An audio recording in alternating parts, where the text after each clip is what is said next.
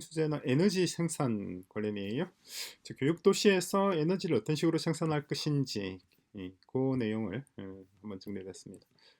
제일 핵심되는 내용은 요거예요. 요 태양광 패널이 있는데 지금 왼쪽에 있는 것이 일반적인 태양광 패널이고 보면 이렇게 반짝반짝거리잖아요. 햇빛에 대한 이게 뭐라 그러죠?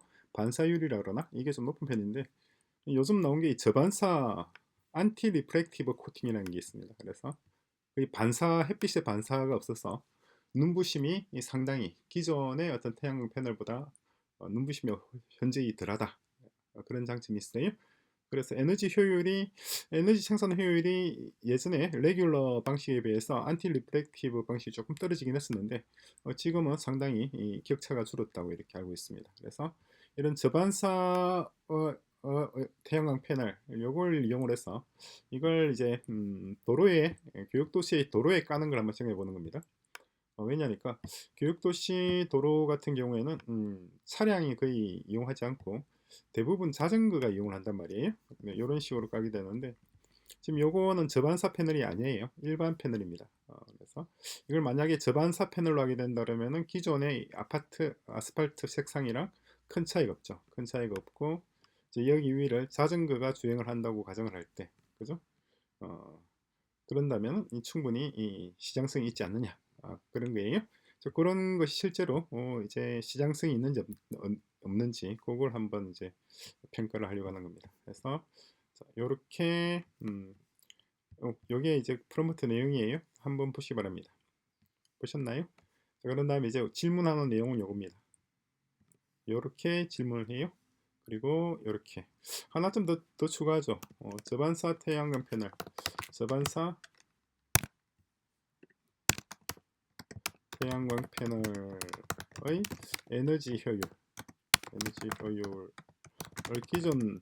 기존 패널 대비, 그럴까요? 기존 패널 대비 에너지 효율을 조사하여 보고하십시오. 그리고 도로 표면에 태양광 패널을 설치할 때 차량이나 자전거에 의해 손상되지 않을지 예, 관련 연구나 실험 결과를 조사해서 보고하십시오. 요렇게 한번 요 질문도 추가를 해보죠. 자, 어쨌거나 요렇게 해서 제미나이하고 그런 다음에 딥식 두 군데 돌렸는데 딥식이 조금 더 좀 깔끔하죠. 그러니까 질문 내용이 요 내용입니다. 요거는 지금 아니에요. 요거는 그냥 태양광이고 질문 내용에 대한 답변입니다. 그래서 요거 위에부터 볼까요? 자, 여기서부터 보면 에너지 소비량은 연간 450기가와트 per hour 정도로 산정이 됐고, 그래서 건물 옥상에 있는 태양광 풍력 등등에서 요 정도 136.85기가와트, 그러니까 총 450 중에서 거의 3분의 1 정도죠. 3분의 1이 좀 안 되네. 3분의 1 정도가 건물 옥상과 태양광 풍력 발전으로 가능하다 이런 게 내용이고, 그리고 도로 표면의 태양광 발전에서는 요만큼 나오는 거. 그러니까 어쩌다 보니까 훨씬 더 소비하는 양보다 생산하는 양이 훨씬 더 많아져 버렸죠. 그죠? 그래서 산업, 상업, 공공, 에너지 효율 이 정도 되고, 가구당 얼마고, 그죠?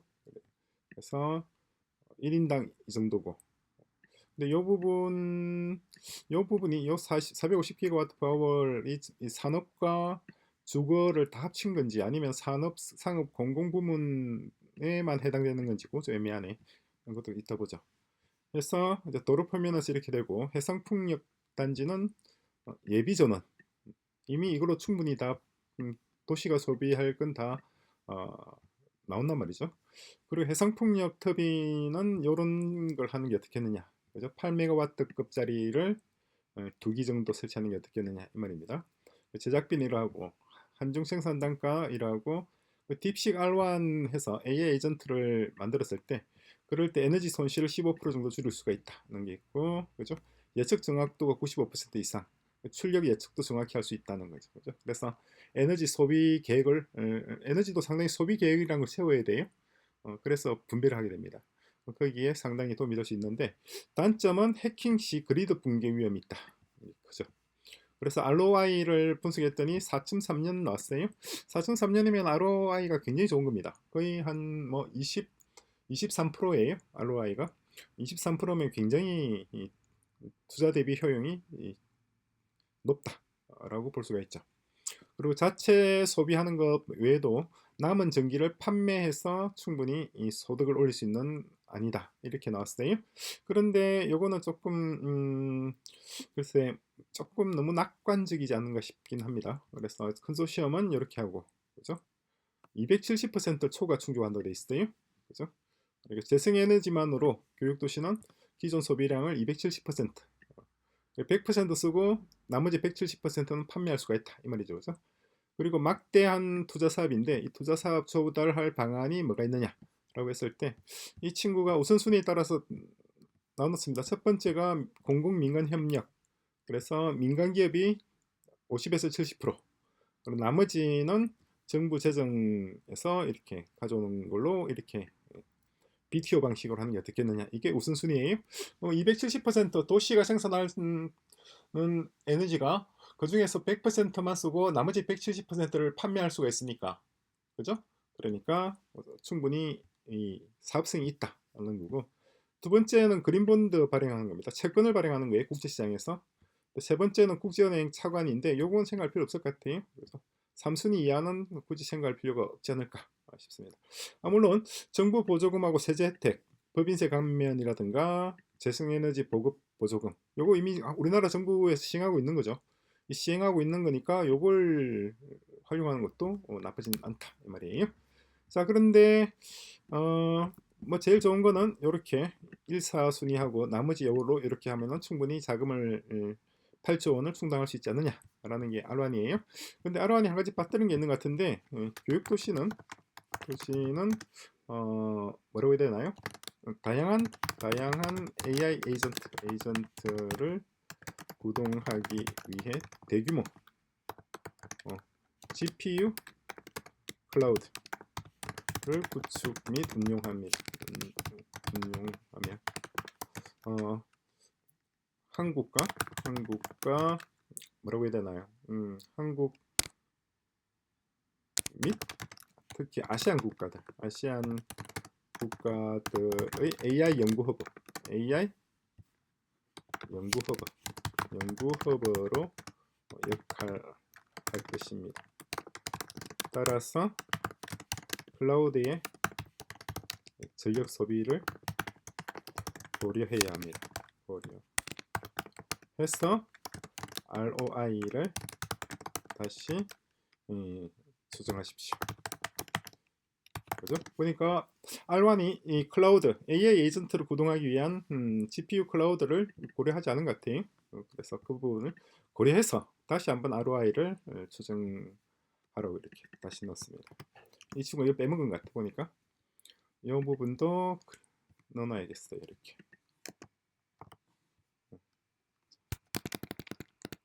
고려해서 ROI를 조정하십시오. 이렇게 하면 되겠네. 그죠? 저만큼은 포맷을 지우고, 그리고 줄간 간격은 1.5 이렇게 만들어 보겠습니다. 자, 그러니까 이제 R1이 또 열심히 생각을 하고 있어요. 그래서 뭐라고 얘기를 하는지 볼까요? 조금 기다렸다 보겠습니다.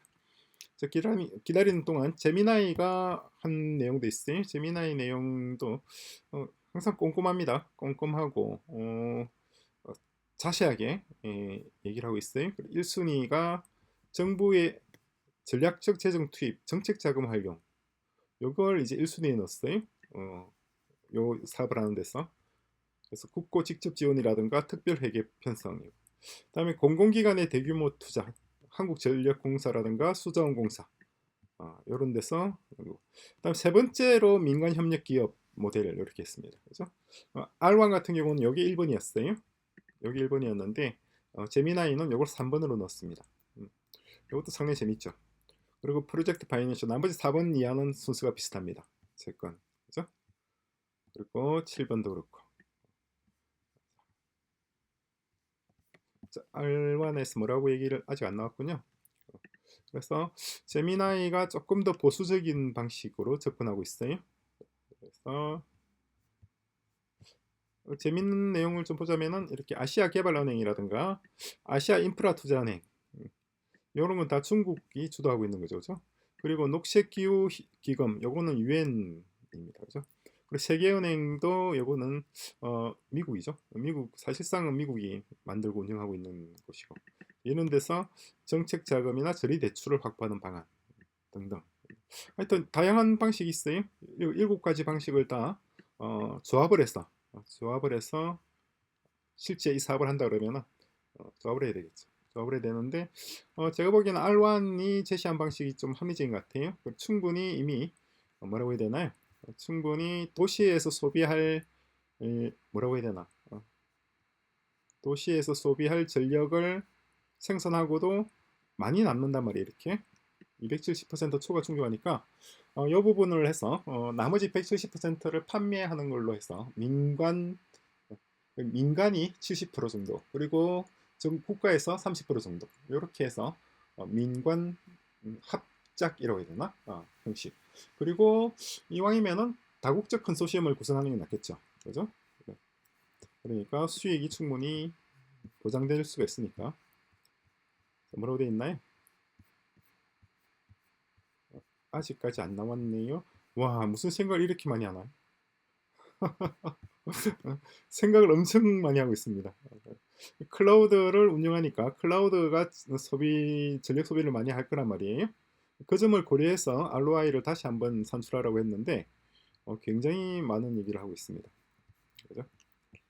그리고 하나 또 질문은 나중에 또 추가하죠. 어떤 질문이냐니까 수익성이 있다면 그러니까 교육 도시가 생산하는 전력이 자체 소비를 충당하고 여유가 있다면 그 자체로 에너지 그리드 자체가 수익 모델이 될 수 있습니다. 따라서 국제적인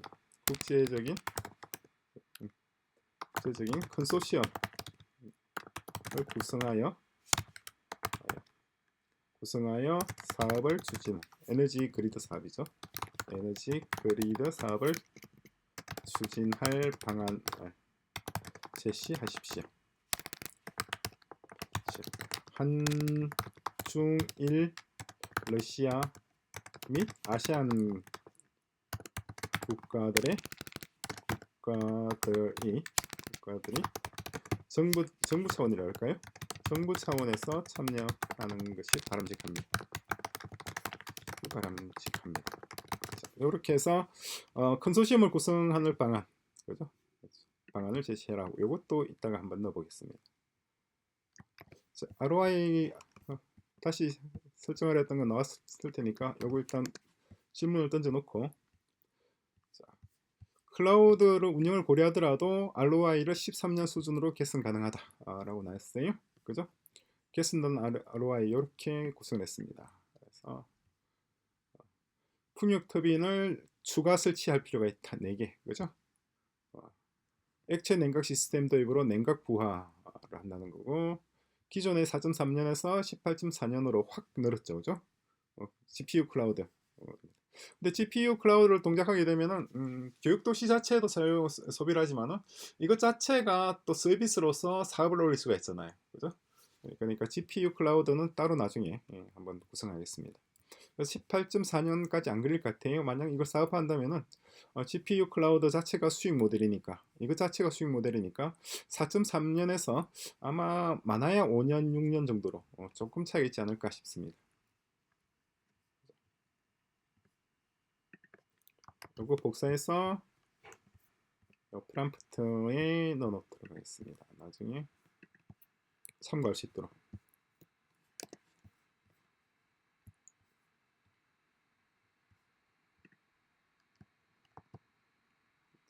수정 ROI. 근데 GPU 클라우드는 나중에 따로 별도로 한번 또 제가 얘기를 하죠. 자, 그리고 여기 이제 각국들이 참여하도록 이렇게 국제 에너지 그리드 컨소시엄 구성입니다. 동아시아 아시안 그린 그리드 연합 이름을 자기가 이름을 만들어 붙였어요. 그래서 초국적 스마트 그리드 운영으로 연간 1조 원 이상의 순이익을 창출합니다. 잉여 전력을 여기에 판매한다고 되어 있는데 잉여 전력을 한국에는 판매할 수 있겠지만 중국, 일본, 러시아에 판매하는 것은 조금 곤란하지 않을까 싶네요. 그죠? 한국은 제주도에서 저기 전라남도 완도로 이어지는 해저 전력 케이블이 있어요. 그걸 통해서 한국에 판매를 할 수가 있죠. 그죠? 그래서 정치적 목적 뭐 있고 주도 국가는 한국, 중국, 일본 주도하는 걸로 하고 자원 공급은 러시아, 인도네시아. 여기 LNG 들어가는 게 뭔지 모르겠습니다만 싱가포르가 AI 그리드 제어 시스템 개발, 아시안 시장 연계하고 금융 지원국은 아시안 인프라 투자은행하고 수출입은행, 프로젝트 금융 오랜만에 들어보네요. 프로젝트 파이낸싱. 자, 핵심 전략은 1단계 이렇게 하고 부산, 후난, 후쿠오카, 직류 송전망을 구축한다 되어 있는데 제주도에서 생산한 전기를 일본에 판매한다는 것은 제가 보기에는 뭐 딱히 그렇게 현실성이 있는 얘기 같지는 않은 것 같아요. 그리고 중국에 판매하는 것도 사실상 그렇게 딱히 현실성 있는 얘기 같지는 않고 한다면 제주도에서 만든 전력은 한국에 판매하는 것이 가장 바람직하겠죠. 그죠? 그리고 수익 창출 메커니즘은 이렇게 판매를 하고 그리고 탄소 크레딧 요거는 크죠. 그죠? 큰 연간 600억 정도의 추가 수익. 탄소 크레딧 이게 뭔지 궁금하신 분들은 검색해 보시기 바랍니다. 그다음에 AI 그리드. 그래서 알고리즘을 이런 거 요거 개발한 다음에 판매하는 것하고 기술 운영 표준 등등 있고 리스크 관리 다중결제 시스템 이런 것들도 있긴 합니다만은 요거는 뭐 지금 여기서 다룰 주제는 아닌 것 같아요. 아니고 그래서 초기 투자가 아까보다 엄청 늘어났어요. 그죠? 그리드가 들었어 아마 그런 것 같기도 하고 그 처음보다 많이 늘어났죠. 8조에서 15조로 확 늘었습니다. 기도의 수익은 이렇게 6 내지 8% 일자리가 이렇게 생기고 한다는 건데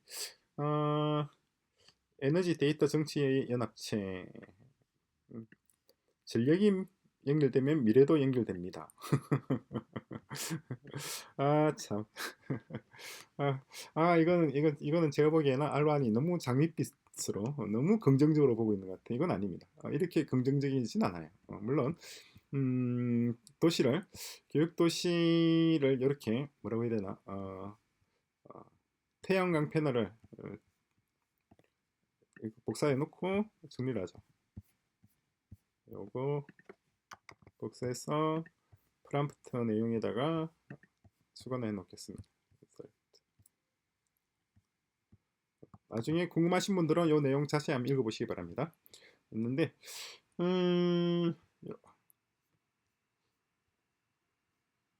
너무 낙관적으로 본 부분이 있습니다. 이렇게까지는 낙관적이진 않고 어쨌거나 이번 프로젝트의 핵심은 뭐냐니까 도로 2차선 도로 있잖아요. 지금 교육도시가 이런 형태라고 가정을 했어. 이게 다 길이잖아요. 그러니까 쉘 하나하나를 연결하고 있는 둘러싸고 있는 사각형 이게 2차선 도로로 좀 상정되어 있는 거예요. 이 2차선 도로를 어차피 이건 자전거 주로 이용을 하고 자동차가 이용하는 경우는 거의 없단 말이에요. 그리고 자동차는 다 자율주행을 합니다. 자율주행을 한단 말은 차선을 절대 위반하지 않는다는 거죠. 딱 정해진 길로만 가는 거예요. 정해진 길로만 가니까 도로 위에다 태양광 패널을 설치하더라도 충분히 손상 없이 다 이용을 할 수 있다는 거고 그리고 그냥 태양광 패널이 아니라 저반사 패널을 쓴다는 겁니다. 그러니까 아스팔트 색깔하고 딱히 차이 나지 않는 저반사 패널이죠. 그러니까 길 가다가 눈이 부신다거나 뭐 햇빛에 반사된다거나 그런 것이 기존에 비해서 현저히 줄어드는 방식이죠. 그죠? 이렇게 도로를 새로운 방식, 도로를 태양광 패널로 이렇게 도포하는 방식, 새로운 형태의 아스팔트 방식이죠. 이게 과연 얼마나 시장성이 있겠느냐를 파악하고 분석하고 하는 게 이번 에너지 그리드 교육도시 에너지 그리드의 핵심이에요.